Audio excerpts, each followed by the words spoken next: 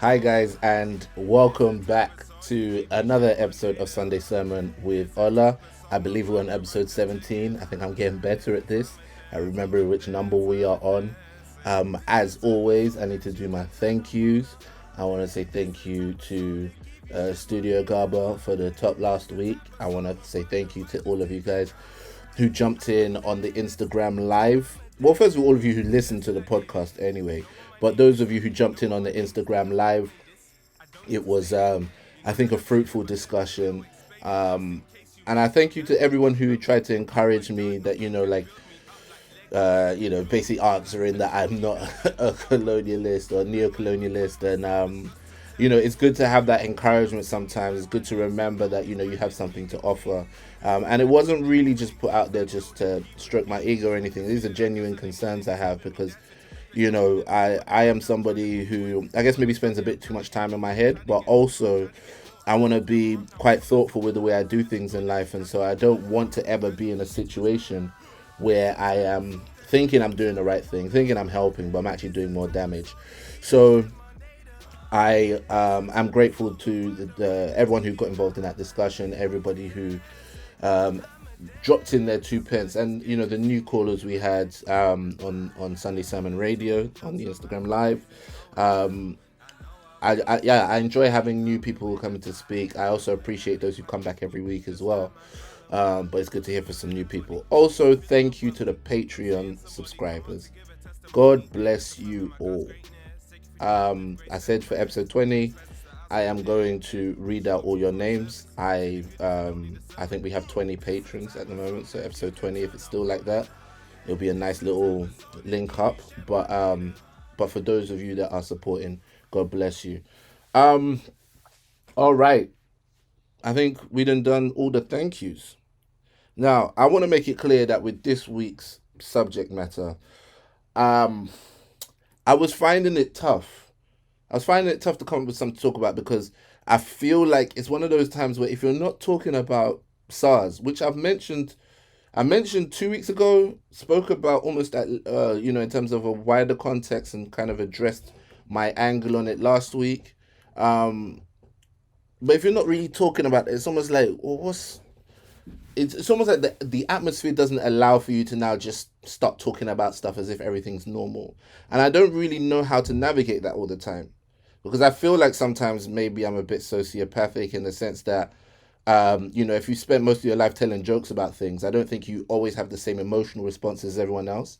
And so being sensitive to other people's feelings at a moment in time is often a weird thing. Like I feel like I've had to learn how to do that, so as not to be just inappropriate. Sometimes being funny requires you to be inappropriate, and that's where I have, maybe a leg up on some other people. But you don't want to just be inappropriate for no reason. So I was like, how? What do I even talk about? Do you just do another week and another discussion around the brutality, the massacre that happened this week, where the soldiers were shooting at at the protesters, the peaceful ones at Lekki Toll Gate. And I don't even know what there is to say about it that hasn't been said already. It's a shocking situation. It was clearly orchestrated. They removed the cameras, they turned off the lights, and they fired. And everybody pretends they don't know what's going on, but clearly somebody does.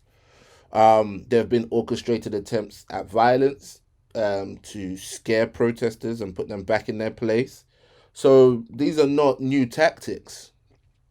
You have to remember, Nigeria is dealing with democracy now and civilian rule, but we're recycling the same military dictators we had, the same military rulers we had. Obasanjo was both a military president and a civilian president. Buhari was a military president and a civilian president, and is a civilian president.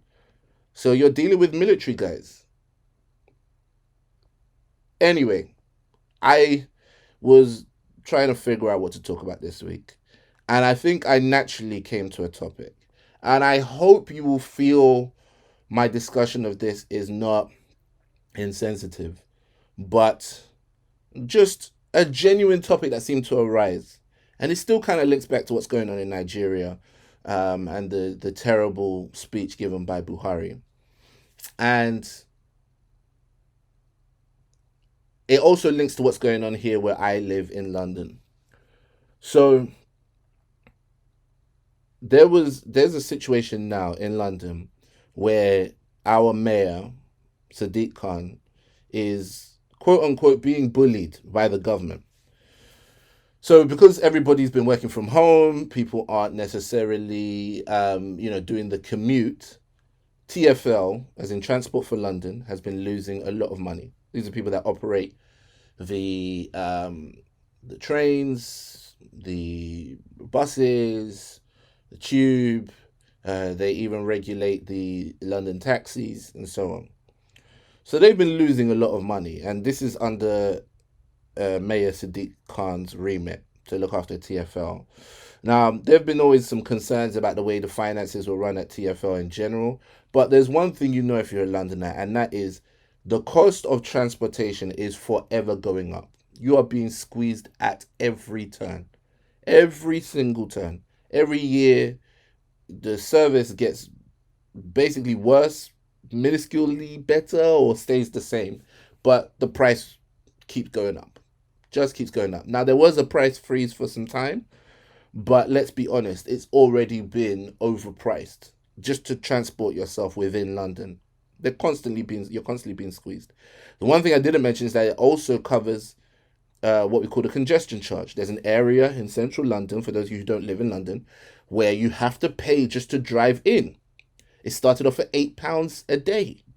It then went up to £10. It is now £15 just to drive in to this area. Now,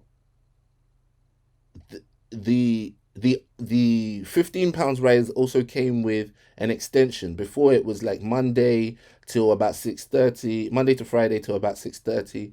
Now it's 7 days a week, and it's like till 10 p.m. So it's almost like if you want to drive in central London, you almost can't avoid paying it unless you're driving very, very late at night. So TfL still needs more money from the government because they've been losing so much money and they need to keep the transport infrastructure going. And the government is saying, if you want our help, you have to extend the amount of space the congestion charge takes up, as in start charging in more areas. You also need to take increases in council tax, increases in transport fares, basically saying, look, we ain't going to give you this money for free, London. London, you have to pay. Now, Sadiq Khan's in an awkward position because a lot of us are losing jobs because of the pandemic. A lot of us don't have the same livelihoods. So how are you expecting us to pay more? Government. But the government, this country's relationship with London is always something that's quite strained because London seems to get the mass the major portion of all the investment and so on. It seems like that, but it also generates by far the most income, tourism, the city, all of this kind of stuff. So everyone outside of London, their impression is everybody in London is making these banker wages and doing really well. But let's be honest, someone has to clean the office, and auntie who's cleaning the office also has to take the same tube into Canary Wharf. So she has to, or she's going into the city, she's going into zone one. She's going into areas where it's more expensive to travel just to do her job. So how can you keep squeezing people? So further into lots of discussions I've had with my wife, I said, Omo, I am ready to leave London. I am ready to go. This also happened to coincide with after the speech by Buhari, a lot of Nigerians were talking about. I think there was generally kind of words to the effect of like if you don't like Nigeria, the borders are open, and a lot of Nigerians have been like, "Yo, I need a way out." People are looking at Michael and Angela from 90 Day Fiance, looking at Michael like he knew something we didn't know because that guy's been planning his escape route from Nigeria for the longest time. And people are talking about going to Canada. People are talking about like leaving to go to London, leaving to go to America. That basically like Nigeria is done. We just need to go somewhere else. So it naturally became a topic for me as to like the concept of leaving where you live in search of a better life greener pastures. But also, where is the ideal place to live? And the reason I say further into previous discussions, because I think almost from the point I've been married, I've been talking to my wife about leaving London. I personally, a big part of it for me is just the fact that I feel a bit more adventurous than my wife. I just feel like there's so much of this world. There's so many. I love experiences. I love new experiences. And I feel like experiencing, I've basically lived in Croydon pretty much all my life, apart from 2 years where I lived in Angel, which is kind of north, closer to central, but North London. Um, I was on the cusp near Holborn. Basically, I was there for uni. Um, Other than that, I basically lived in Croydon, which is in South London, my whole life. Most of the houses I've lived in fact, you could say, for the vast majority of my life, I've lived in Thornton Heath. I can walk to about 4 or 5 different houses I've lived in. For me, I am ready for a change of pace. But where do you go is the next question. So, you can always move to another part of London, but to be honest, you're going to face some of the same issues. You can move closer in and have more bars and restaurants, but, less space to do things. And, like here where I am, I can get to IKEA fairly quickly and I can get stuff cheap. One of my big concerns about where I'm going to live is, can I get access to plantain on short notice? That's a big deal for me. It may have to, fall down on my list of priorities, but the truth is, like, I really do be considering this. I always say, look, I need to be near my baker, my barber, my butcher. In Thornton Heath, there is a bakery, a Caribbean bakery where they do hard dough bread.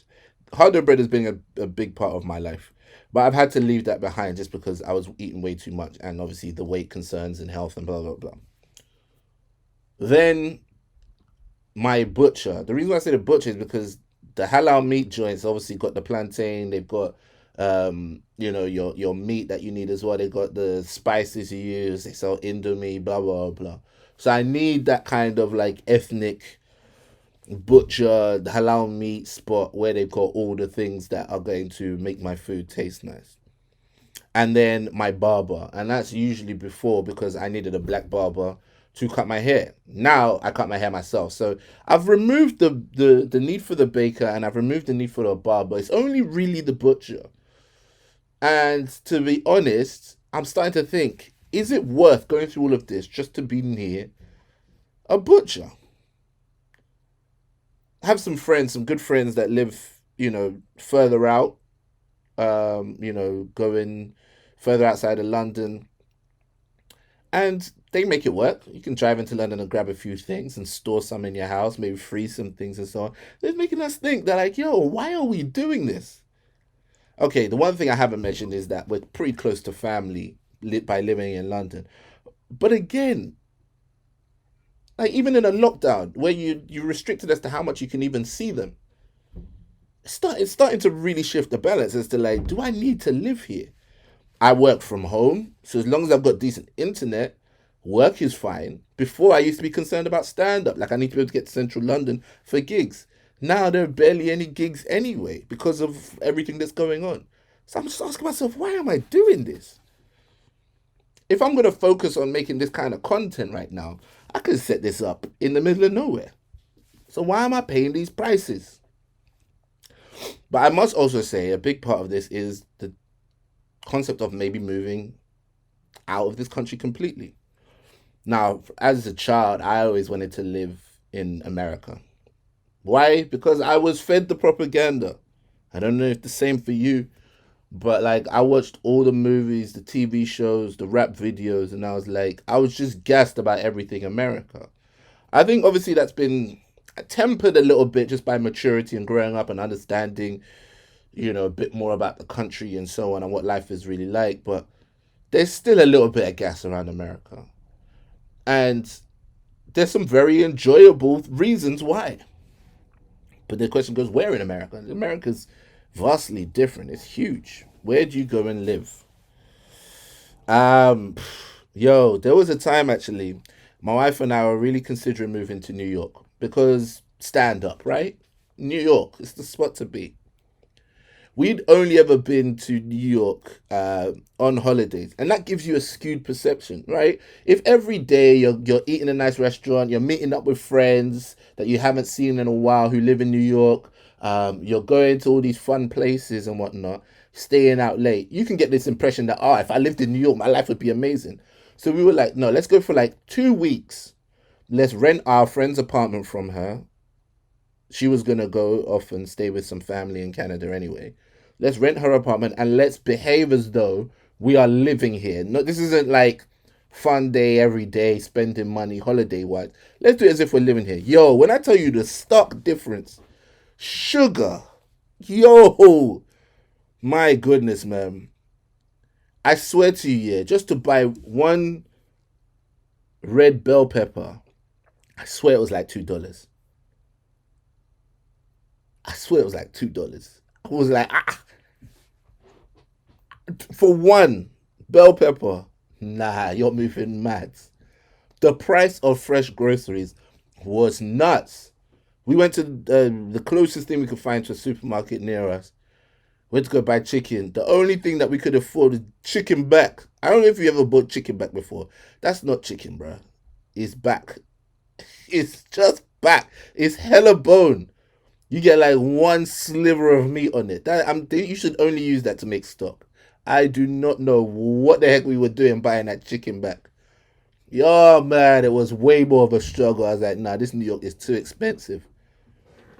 I never used to really vibe with LA like that. I had fun in LA, don't get me wrong, but LA was always stressful. Why? Because whenever I drove to the comedy club, I rent a car, right? And I love driving, but the parking was always an issue. Parking's hella expensive. I always felt stressed about it. I got a couple tickets. Like the first time I went to LA, they found me where I was to charge me for these tickets.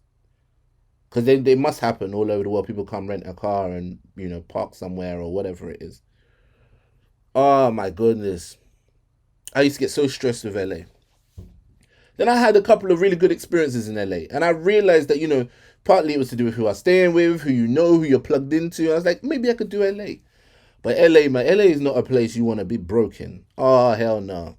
Just like New York, to be fair. But I was like, nah, man, I can't do that. I can't do it. I've seen how people are when they're broke in LA. It is not fun at all.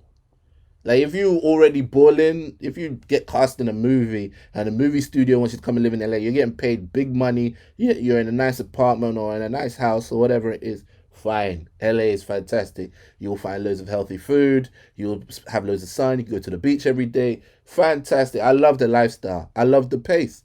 But yo, you got to have the money for it. Oh, you got to have the money for it. One curveball, Arizona, Phoenix, Arizona. I really enjoy that place. And that's probably the place I've considered the most. It wouldn't have been the best for my career in terms of wanting to do comedy, but they have a decent comedy scene. They got decent comedy clubs, and I've got a couple of friends out there. But it's a lot. And America in general, there's a whole visa process. There's a whole thing. It's expensive. So basically, America's off the table. In the past 5 to 6 years, I've really considered Africa. Now, I briefly considered Dubai, right? Because I've had friends who've moved to Dubai. But upon my visits to Dubai, I've come to the conclusion that Dubai is for the holiday. It's just, I just feel like it would become a bit vacuous and soulless after a while. Because I've been on tour through Dubai, Singapore, Malaysia. Like every day I was gassed. It's in 5-star hotels, I'm ordering food, blah, blah, blah. Living, la vida loca, constantly in one shopping mall or the other. I just got to a point where I was like, oh, I know this is a beautiful mall. I know that there's loads of shiny lights right now. I know there's loads of fine restaurants and so on. But I was just missing something. I was missing some soul, some connection, blah, blah, blah. And I'm not sure how much I would find that in Dubai. I don't know. My experience of it so far has been a bit. I know people are thriving, they're doing well there, but it was just a bit. Ugh. So yeah, I kind of put Dubai on the back burner. Now, in terms of Africa, the reason I say Africa is because I've considered 2 places. I've considered living in South Africa and living in Nigeria. Let's start with South Africa. South Africa, I've just come to love, and I think South Africa is a really good. It's a really good bridge between African life and Western life. Obviously, because there's still a lot of white people there, and that's kind of the strength of it, and also the problem with it. Um, One of the reasons I would love to live in Africa is to no longer be concerned with the day to day issues of racism, and South Africa does not provide this. Oh, it's painful. We went to Cape Town on one of the trips that I used to run, and it was beautiful. Oh, Cape Town's beautiful. But the guy who took us around gave us a real insight into what life was like, and I was just so pained. We went to visit this. They told us about the fact that they still, to this day, pay some of the vineyard workers in alcohol. So basically, way back when, they gave out all this free alcohol to these guys to get them drunk, just to turn them into alcoholics. And then now exploit their desire for alcohol by making them work, pick the grapes, and then pay them in alcohol. Yo, when I tell you how much that hurts my heart, that in Africa my people are still enslaved in one way or the other. This white guy taking around this vineyard we went to, and he was just telling us the history of the vineyard, and he was like, when the original founder got the land, and we were like, excuse me, how did she get the land? He was like, she acquired it. It's just like, yo, you guys ain't even fully ready to address the fact that. Anyway, let's not go down that road. It was painful, and it still hurts me right now, even thinking about it. But, oh, there's a vibe there. Oh, the vibe is fantastic. And you can get some of the comforts, right? Some of the things kind of work to a certain extent a bit more. Like, I've seen the lights go out at the Four Seasons in Joburg before, but it was like a less than a day affair, and the rest of the time, it was completely fine. So things still can go wrong. It's still Africa. There's still issues. There's still development, but yo, it feels a bit more sane. I mean, I know there's crime, um, but I'm not so concerned. But also, when you look at some of the xenophobia around Nigerians and so on, I mean, I don't know if it's smart for me to bring my family and say, oh, let's go and live in South Africa. But it's still a consideration for me because I think that place is fantastic and provides so much opportunity. But let's get back to the real top of the list, the one that makes the most sense for me. I have the passport, I have the right to live there. There's no issue, and that's Nigeria. It seems weird to and counterintuitive to say I'm considering moving to Nigeria, and I know this because a lot of people are talking about how much they want to leave. A lot of people are talking about how much they want to absolutely just leave Nigeria behind and never think about it again. And so sometimes I am aware that you can kind of have this romanticized view of Nigeria when you're not living in Nigeria. I've never lived in Nigeria. My siblings have. They've even schooled there. I've only ever been, I think, at most, maybe, it's under a month anyway. But I also think, and this is all theory, this isn't practice yet, like I'm saying. Every day, people are moving to countries in Africa, it's even Nigeria included, and they are making money. They understand a business need, they know how to fulfill it, and they are making money. Some of them are my peers, they're returnees, and so on. And there are some people who are just foreigners, Chinese people, the Lebanese. All sorts of people are just coming to Nigeria and find out to make money. Why am I consistently scared? When I think back to colonialism, colonial times. All right, so the British Army goes invade some place. Before you know it, some average family in the UK decides they're moving to Rhodesia and they're going to go buy and run a farm or whatever it is. What is stopping me?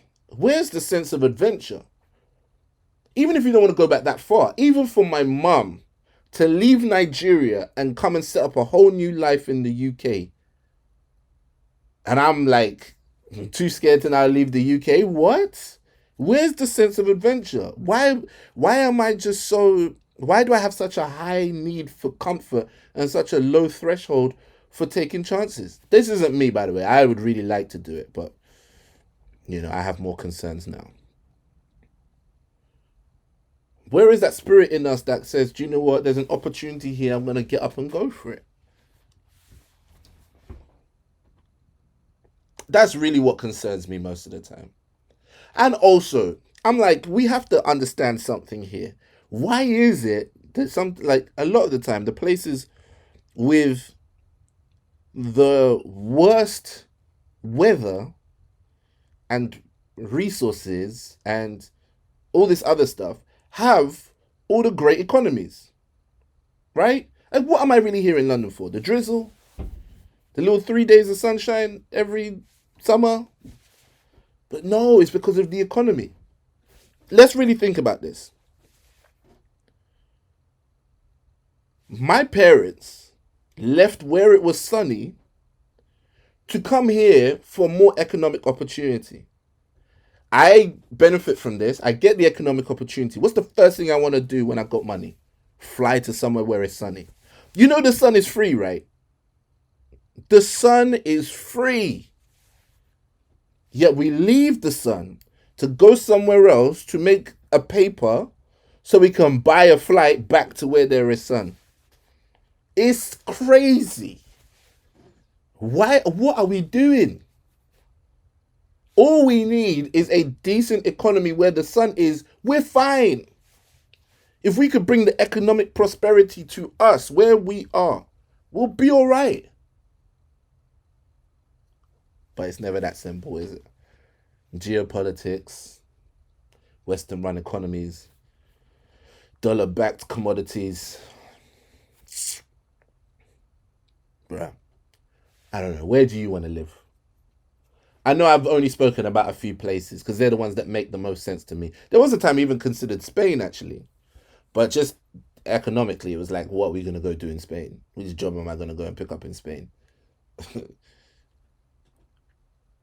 But, like, where would you live? Talk to me. That's what I want to hear. I want to hear from you. I want to know, like, quality of life, decent weather. Do you know how much you take for granted in Nigeria that you can go somewhere and pretty much be sure the food's going to taste nice? You don't know how we're suffering in this London when it comes to food. Oh, the food choices. I didn't realize it before. But it's only when I started traveling I was like, oh, so some places, like, having flavor in your food is the standard. Oh. I know a lot of people wouldn't live in America now because of the way police treat black people and the racism.